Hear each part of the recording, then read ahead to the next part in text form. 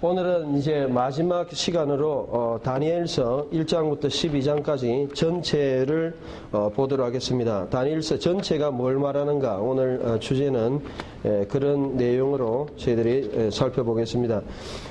다니엘서를 볼 때 여러분들이 먼저 이 다니엘서가 어떻게 시작했느냐, 우리가 1장 1절에 한번 보니까, 자 1장 1절을 우리 한번 누가 읽어주시죠. 1장 1절에 보니까 어떻게 시작을 했습니까? 유다 왕 여호야김 통치 제3년에 예, 여호야김 3년 바빌로니아 왕 609부터 598까지죠, 그죠? 예, 598. 자, 그래서 여호야김 3년이라는 거는 이제 이 바벨론 원력으로 연도로 보면 605년이 되겠죠. 그래서 이 시작이 605년부터 시작을 합니다. 그래서 이때가 1장에 이제 이때가 다니엘과 세 친구가 소년이었다. 15살 정도 잡고, 그 다음에 이제 벨사살 멸망할 때 그 539년 또는 페르시아 때 더 후에 이렇게 보면 대략 뭐 한 70년, 그래서 85세 정도 본다니까 한 70년 정도 다니엘은 아마 70년 정도 사역을 하지 않았느냐, 아주 장수한 그런 선지자였다라고 볼 수 있습니다. 다니엘의 모든 내용들은 어떻게 해석해야 되느냐, 모든 내용들은 어디서부터 시작하느냐 하면, 자, 우리가 다니엘에 나온 그 환상들이 2장에 있고, 2장에 여러분들이 그 금형상, 금신상이 아니라 그랬죠. 큰 동상에 대해서 나왔습니다. 머리는 뭐라 그랬습니까? 금이고, 가슴과 팔은 은이고, 예, 은이고, 그 다음 배와 넓적다리, 예, 여기까지는 노시고, 그 다음 종아리는 철이고, 그 다음에 발은 얼마나 진흙이고, 그렇죠. 자, 그래서 이 형상, 큰 형상을 통해서 이 앞으로 될 역사를 이제 보여주었습니다. 바로 이게 첫 번째 나타난 환상이었고, 그 다음에 이제 7장에서 또 나타나고 8장에서 나타나죠. 자, 7장의 환상은 어떤 환상이었습니까? 예. 7장의 환상을 보니까 네 짐승에 관한 거죠. 첫 번째 짐승이 어떤 짐승이었습니까? 사자인데 독수리 날개를 가지고 있었고, 두 번째 짐승은 곰인데 새 갈빗대를 가지고 있었고, 세 번째 짐승은 뭡니까? 표범인데 새 날개를 가지고 있다. 새의 날개를 가지고 있다. 네 번째는 무섭고 놀라운 짐승, 뭔지 모르지만은 이러한 네 가지의 짐승에 대해서 이야기하고 있습니다. 그리고 마지막으로 이제 8장에서 가니까 수양과 수염소가 나타나요. 자, 이 모든 이 해석을 어디서부터 출발하느냐 하면 성경이 성경을 해석하도록 하라. 그래서 이 모든 해석은 바로 8장에서 해석이 돼야 되죠. 8장 여러분들이 20절 한번 볼까요? 8장 20절에 한번 같이 한번 읽어볼까요? 그래서 이 성경이 스스로 가브리엘 천사가 나타나가지고 이 본문에 대해서 해석을 해주는데, 20절에 보니까 두 뿔 가진 수양, 즉 메대와 페르시아. 그래서 수양은 메대와 페르시아, 그리고 수염소는 헬라. 여기서부터 해석이 되는 거예요. 그래서 이 8장에서 이 가브리엘이 이 해석을 해줬기 때문에 이 모든 것이 다시 한번 메대와 페르시아, 헬라, 그 다음에 로마, 그 다음에 이제 바벨론, 이렇게 거슬러서 마찬가지로 이것도 바벨론, 메대와 페르시아 두 쪽이니까, 그 다음에 헬라, 그 다음에 로마, 뭐 이런 식으로 해석이 이제 되는 겁니다. 그래서 우리가 이제까지 보았던 모든, 다니엘이 보았고 또 느부갓네살이 보았고 하던 이 역사에 대한 예언은 바로 이 큰 왕국들 바벨론과 메대와 페르시아와 헬라와 로마에 관한 내용이다라는 것을 알 수 있습니다. 물론 어떤 자유주의 학자들은 헬라가 아니고 로마다, 이것을 메대, 페르시아, 헬라 이런 식으로 보기도 하는데, 그거는 틀렸다고 볼 수밖에 없는 이유가 뭐냐면 8장 20절의 해석이 메대와 페르시아를 같이 보고 있죠, 성경이. 그렇기 때문에 성경의 해석을 따라서 볼 때 이렇게 2장, 7장, 8장을 통해서 세 나라를 볼 수 있습니다. 자, 이렇게 여러분들이 이해를 하시고, 자, 그렇다면 자, 2장, 7장, 8장에서 저 환상을 보았고, 그러면 이 역사의 모든 것은 이제 바벨론부터 시작합니다. 그래서 여러분들이 이 바벨론의 역사를 본다면, 바벨론의 역사를 보면 처음에 이제 나보폴라살이 있죠. 나보폴라살. 자, 625년부터 605년. 그래서 바벨론 왕국. 자, 여러분들이 저 환상을 통해서 우리에게 보여주는 것은 바벨론, 메데 페르시아, 헬라, 로마 이 왕국의 모든 역사를 우리가 어느 정도 이해를 하면 이 모든 다니엘서는 이제 이해가 될 수 있겠다. 역사의 주인공이신 하나님인데, 자, 나부콜라살 다음에 여러분 잘 아시는 느부갓네살이죠. 그래서 느부갓네살이 이렇게 통치를 했고, 그 다음에 느부갓네살의 이제 아들이었던 여러분들이 아시는 에윌모로닥 562에서 560. 자, 그 다음에 나보폴라살, 느부갓네살, 네리글리살이죠, 그죠? 네리글리살, 560에서 556. 그 다음에 네리글리살, 그 다음에 라바시, 마르두, 라바시, 556. 그 다음에 이제 마지막 왕이라고 보여주는 왕이 누굽니까? 마지막에 바로 나보니두스죠. 나보니두스가 556년에서 539년. 그리고 나보니두스의 아들이었던 벨사살이 한 10년 정도, 어떤 사람은 6년이라고 보기도 하는데 한 10년 정도 같이 통치를 하지 않았느냐. 그래서 여러분들이 다니엘을 어떻게 해석해야 될 것이냐, 그 환상을 통해서 역사를 봐야 된다는 것이죠. 그래서 먼저 제가 바벨론을 설명을 했는데 이 역사도 마찬가지입니다. 이 역사도 우리가 조금 다시 한번 본다면, 자, 바벨론의 역사는 605년 신바벨론이죠, 그죠?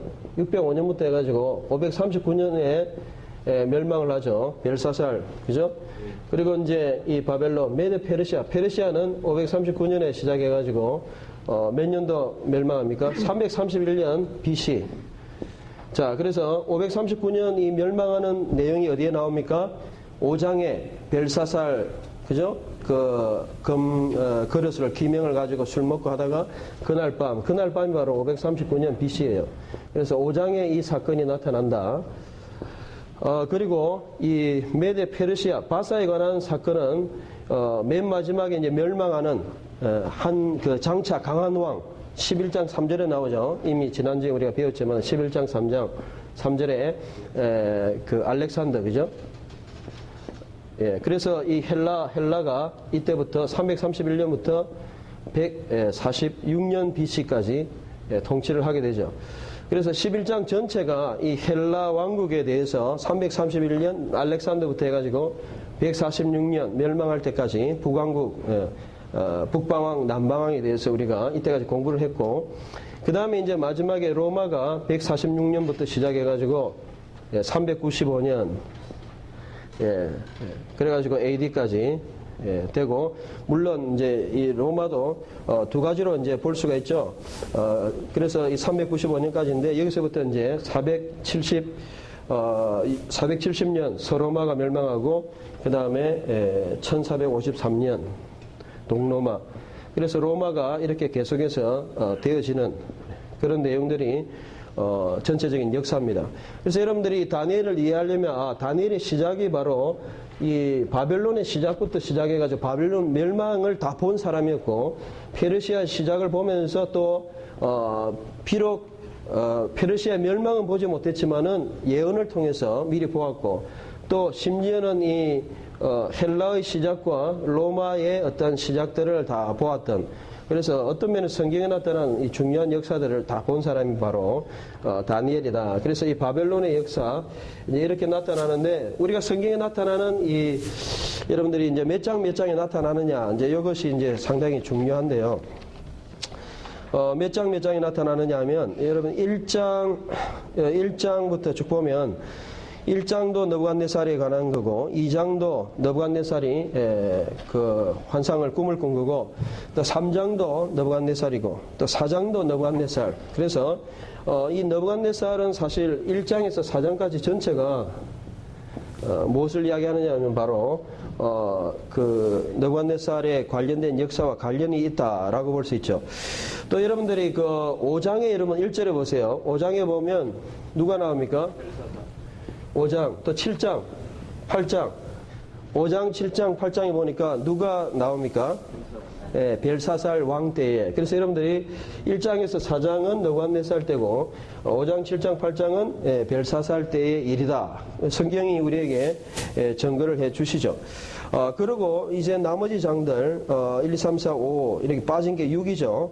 그 다음에 6, 9 이렇게 나오는데 자 6장부터는 어디에 들어가느냐면 여러분들이 아시는 이 페르시아 역사에 이제 들어갑니다. 그래서 이 바사 또는 페르시아 역사는 이제 고레스부터 시작을 하죠. 지난주에 우리가 다 공부를 했습니다. 그래서 539부터 시작을 하고 539부터 시작을 해가지고 539에서 529 나머지는 뭐 여러분들이 벨사살 그 고레스 다음에 감베시스 뭐 이런 건 다 생략하고 다리오는 뭐 여러분들이 꼭 알아야 되죠. 521년. 왜냐하면 다리오 왕 6년에 성전을 완성했다. 필적했다. 그게 516년이니까 거꾸로 하면 다리오 왕을 이렇게 521년이다. 요거는 꼭 여러분 알아야 된다 그랬죠. 자, 그래서 485년까지고 그 다음에 다리오 아들 아하수에르 485에서 465 20년 정도 잡으면 돼요. 그리고 아닥사스다 465에서 424입니까? 예, 424죠. 40년 정도 424.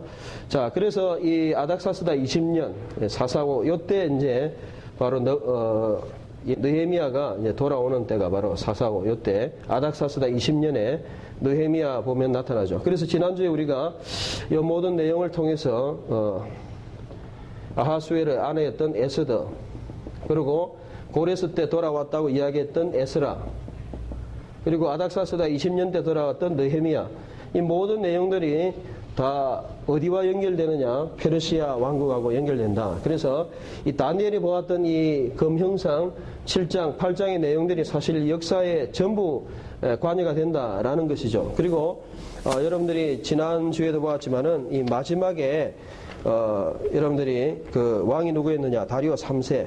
그래 다리오 3세로 이제 물론 마지막은 331년이겠죠. 이렇게 해서 이 페르시아 역사도 끝이 납니다. 바벨론도 그 다음에 페르시아도 바벨론, 페르시아 이렇게 끝이 납니다. 자, 그 다음에 이제 헬라에 대해서는 우리가 11장 전체를 통해서 다 했습니다. 그런데 다 했지만은 이제 다시 한번 복습의 차원에서 우리가 조금 다시 이해를 한다면 이 도표를 여러분들이 쭉 보면 한번 그래서 헬라에는 두 왕국이 있었죠. 북왕국이 있었고 남왕국이 있었습니다. 이 북왕국과 남왕국이 늘 싸웠다 그랬는데 전적은 2대2 정도라 그렇게 했습니다. 그래서 처음에 이제 셀루쿠스 니케토르 311년에서 280년 이 모든 내용 어디에 나와 있냐면 여러분들이 이재영 다니엘을 보면 잘 도표에 부르게 보면 잘 나와 있어요. 자, 280 그리고 안티오커스 1세 소테르는 280에서 261 그 다음에 셀루커스 2세 261에서 246 그 다음에 261에서 246 그 다음에 셀루커스 3세 조금 줄여가지고 226에서 223 이거는 제가 다 저도 셀루커스 3세 여러분들이 보고 하면 돼요. 223에서 187 그 다음에 셀루커스 4세 4세가 187에서 175. 그 다음에 안티오커스 에피파네스 4세 에피파네스가 175부터 164 쭉 나가가지고 이제 마지막에 왕이 알렉산더 발라스인데 이 발라스가 150에서 145. 자, 그래서 여러분들이 대략 북쪽 왕국은 셀루시드 왕조다. 그게 여러분 우리가 배웠던 것이고, 남쪽은 굉장히 쉽죠. 프톨레미 또는 톨레미라고 하는데, 톨레미 1세 소트가 1세가 323에서 285. 그 다음에 톨레미 2세가 285에서 246. 3세가 246에서 221. 4세가 221에서 203, 그 다음 5세가 203에서 181, 6세가 181에서 146. 그래서 이 남방왕은 굉장히 이름도 쉽습니다. 톨레미 왕조니까 쭉 이렇게 내려가면 됩니다. 그래서 지난번에 우리가 배웠던 역사 중에서 제일 이제 여러분들 기억해야 될 몇 가지 사항은 뭐냐면 톨레미 2세하고 그 다음에 이제 안티오커스 2세, 안티오커스 2세, 안티오커스의 2세, 데우스 261에서 246, 여기네요, 그죠? 예, 그래서 이 안티오커스 2세, 안티오커스 1세가 280에서 261이고, 그 다음에 안티오커스 2세가 261에서 246인데, 예, 이게 좀 밀렸네요, 그죠? 예. 자, 그래서, 246에서 226이 셀루커스 2세입니다. 261에서 246. 예, 셀루커스 2세가, 그렇게 되고, 예, 여기 빠졌네요. 셀루커스 2세가 246에서 226까지.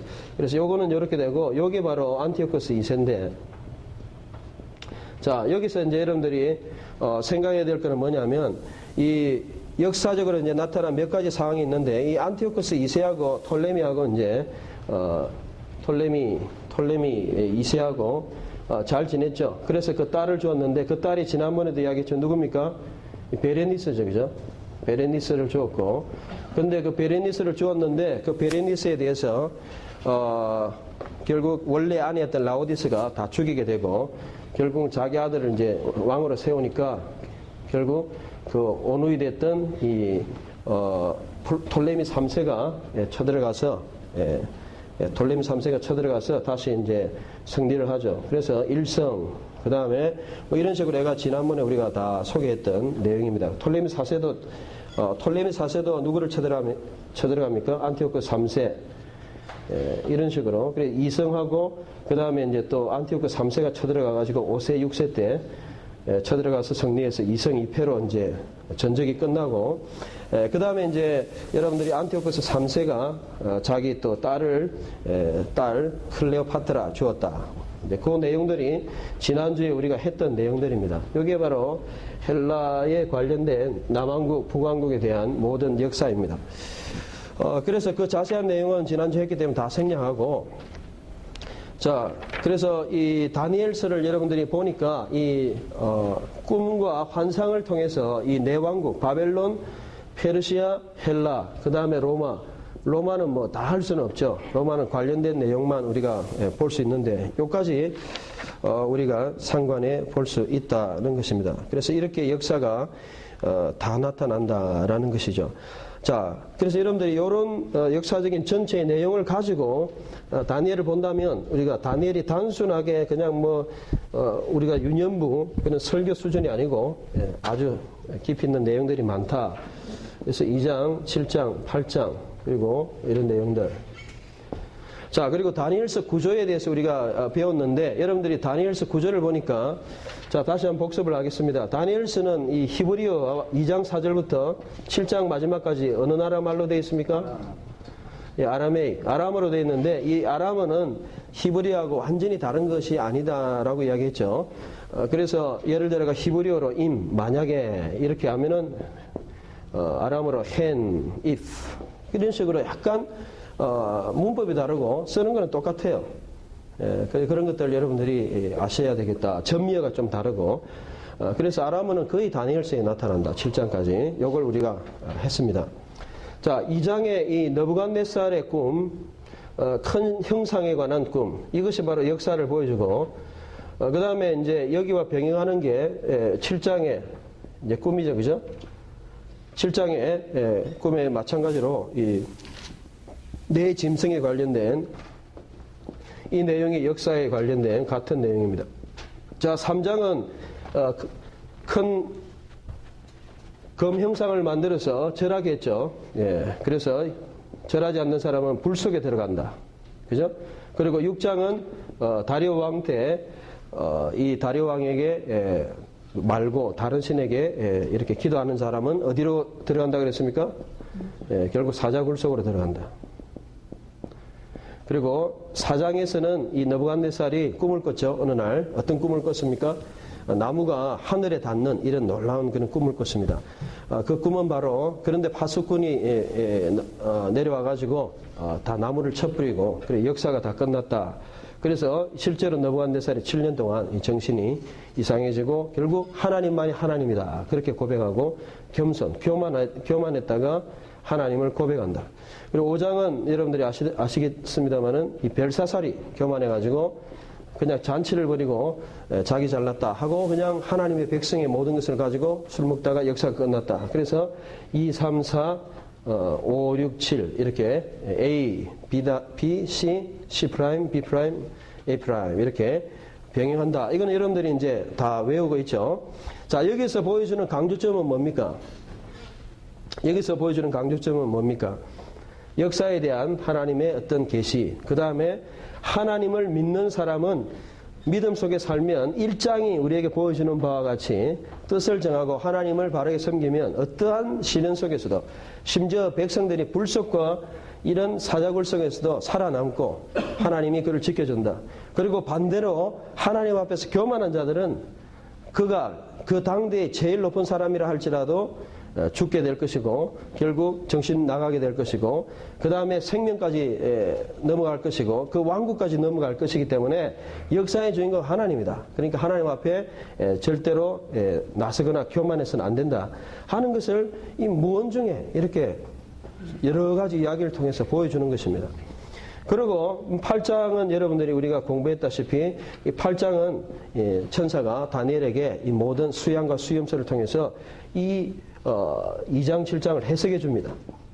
여기까지 여러분들이 기억하실 것입니다. 그래서 물론 우리가 여기서 몇 가지 이제 좀 논란의 사항들이 있다는 것을 알 수 있습니다.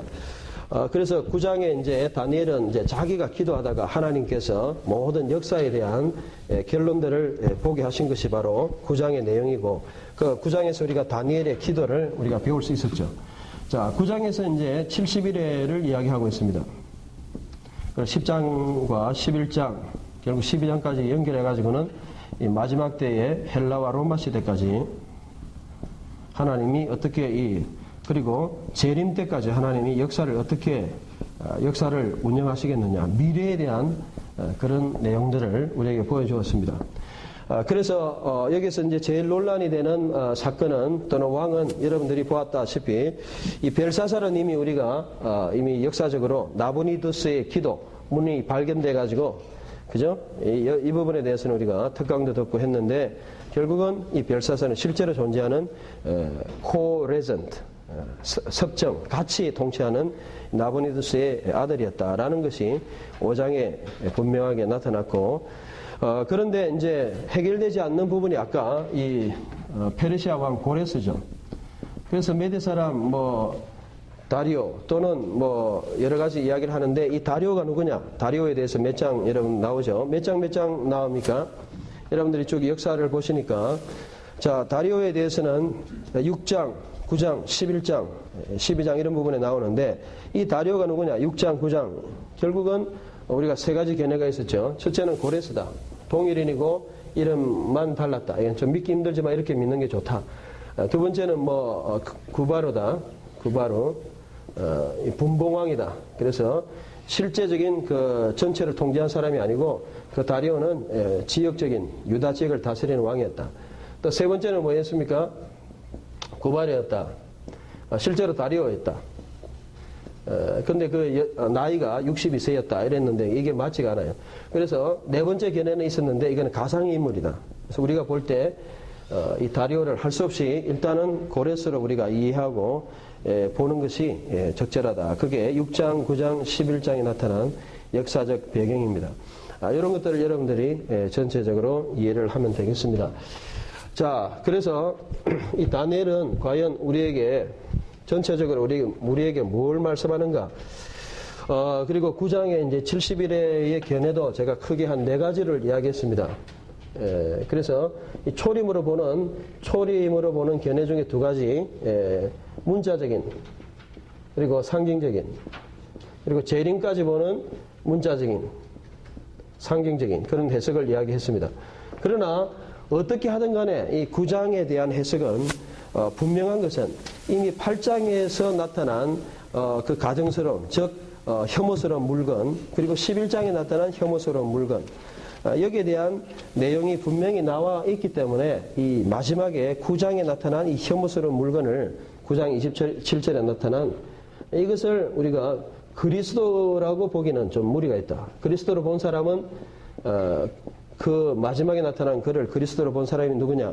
가나베 교수 또는 이재영 이런 사람들은 이 그리스도가 바로 이 마지막에 혐오스러운 물건을 세우고 이 말씀과 연관됐다 하는 9장 27절에 그라고 했는데 우리가 볼 때는 이 8장과 11장의 내용을 통해서 볼 때 그 적그리스도가 혐오스러운 것을 세운다. 8장이 그렇게 말씀하고 있고 11장에서도 마지막에 안티오코스 에피파네스 우리가 이미 역사적으로 사세가 이것을 실제적으로 우리가 167년에 세웠다는 것을 볼 때에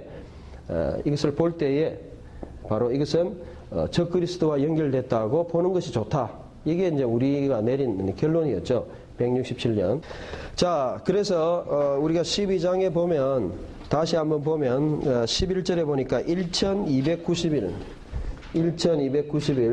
그리고 1335일 이거는 언제부터 보느냐 1290일이면 300일이면 3은 9 한 3년 반 정도 되죠. 그러니까 이것을 171년부터 보느냐 167년부터 보느냐 회복된 날은 164년 12월 정도 보니까 이때부터 볼 때는 1290일이겠고 또 2006년으로 넘게 볼 때는 1300 그때는 171년부터 봅니다. 그러니까 어쨌든 안티오코스 에피파네스 때 164년 이때 마카비들이 결국 성전을 회복했던 그 날까지 날짜를 이제 이렇게 보는 겁니다. 실제로 날짜가 이렇게 맞습니다.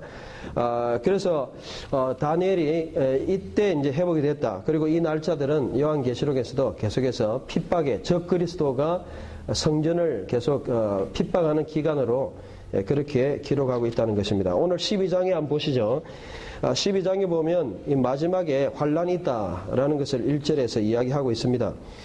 그리고 마지막 날에는 반드시 부활과 영생과 영벌이 있다. 2절에서 그렇게 이야기합니다. 그리고 하나님의 백성에게는 의로 인도하고 지혜 있는 자들에게 하나님의 반드시 상이 있다.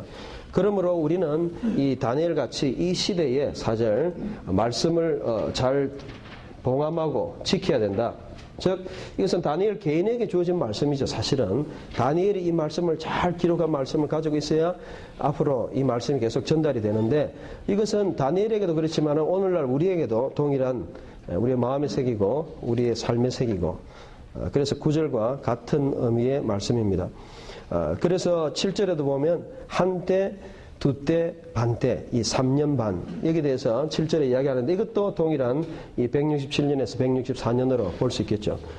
그리고 지혜로운 자는 깨닫게 된다. 그리고 다니엘은 결국 마지막을 기다리라. 죽을 때가 다 됐고, 다니엘은 곧 죽게 되고, 그러나 다니엘은 죽었지만은 다니엘이 활동하던 이 605년부터 해가지고 530년대까지 거의 70년, 그리고 나이 열 몇 살 합하면 80 몇 살, 거의 90세까지 이르렀던 그 모든 인생은 끝나고 530년부터 실제로 이것이 일어날 때가 167년인데 그러면 무려 한 50년 후에 일어날 일들을 다니엘의 말씀을 잘 지키고 그 다음에 이 말씀이 이때 일어나고 그리고 계속해서 주님 오실 때까지 이루어진다.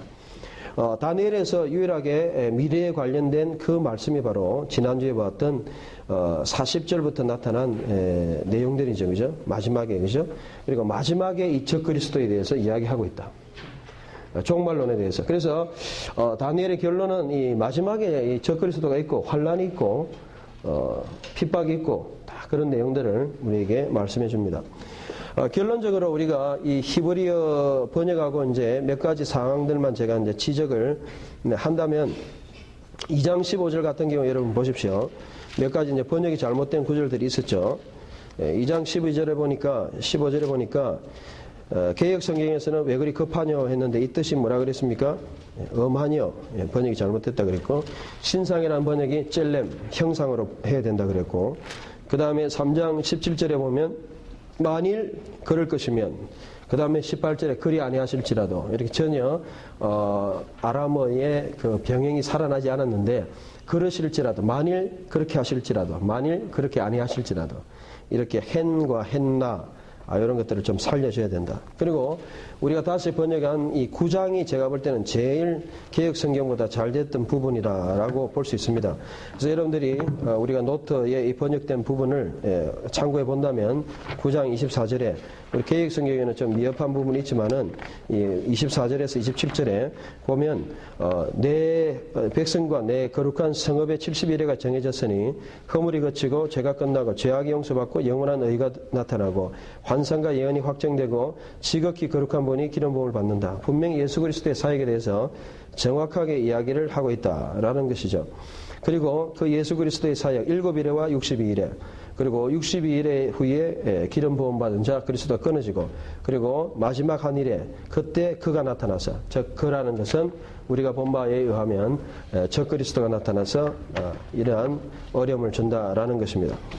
자, 다니엘을 이제 결론적으로 우리가 볼 때 여러분들이 이 역사 속에서 우리가 어떻게 살아야 되느냐, 하나님이 저는 이렇게 생각합니다. 이 다니엘이라는 인물을 이 정말 바벨론이 시작하고 멸망하고 이 페르시아가 시작하고 멸망을 바라보고 헬라가 시작될 것과 멸망할 것과 로마가 할 것을 바라보았던 그 역사의 가장 어떤 면에서 그 중요한 시대에 살았던 그 다니엘이 하나님의 백성이 어떻게 살아야 되느냐라는 것을 샘플로 보여줬다. 저는 그렇게 생각합니다.